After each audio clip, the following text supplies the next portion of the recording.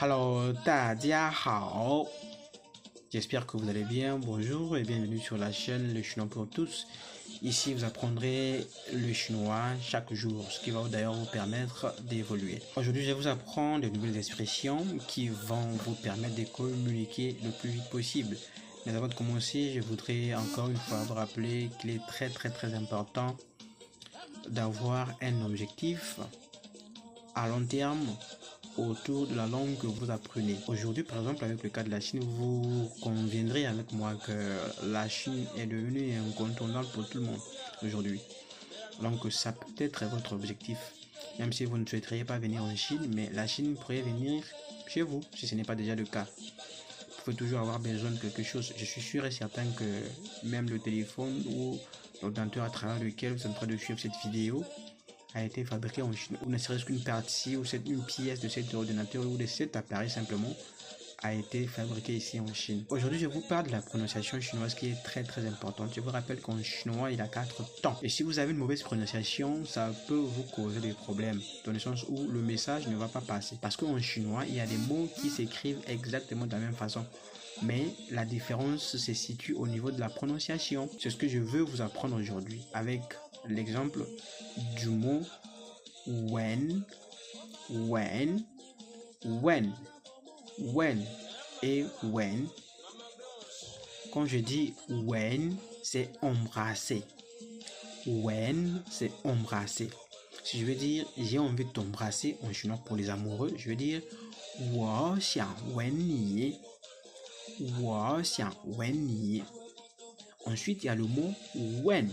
When, quatrième ton. When, c'est poser une question, demander quelque chose.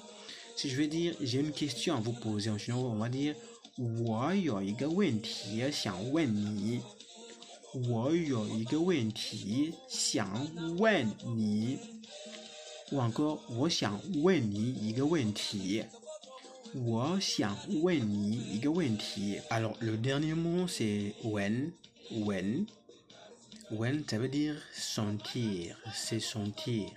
Si je dis à quelqu'un, j'ai envie de sentir ton odeur, pour les amoureux encore, je vais dire 我想闻你. 我想闻你. Alors, vous voyez comment le même mot peut avoir différentes significations selon l'accent qu'il porte. C'est pour vous rappeler encore une fois l'importance de la prononciation en langue chinoise. Je crois que notre première vidéo, parmi les premières vidéos de la chaîne, figure en bonne place la vidéo sur la prononciation sur les temps en chinois. Donc si vous n'aviez pas encore regardé la vidéo, faites un tour, scrollez jusqu'aux vidéos du début de la chaîne. Vous allez apprendre beaucoup de choses sur les bases de la langue chinoise, parce que nous avons pris notre temps à bien préparer le cours selon votre programme d'apprentissage. C'est-à-dire on a commencé par des bases, parce qu'il fallait commencer la prononciation, l'alphabet et jusqu'à là où nous sommes aujourd'hui. Donc essayez de faire un tour si vous n'avez pas regardé les vidéos sur la prononciation. C'est ce que donc je tenais à partager dans cet épisode. J'espère que celui-ci a été encore une fois de plus utile.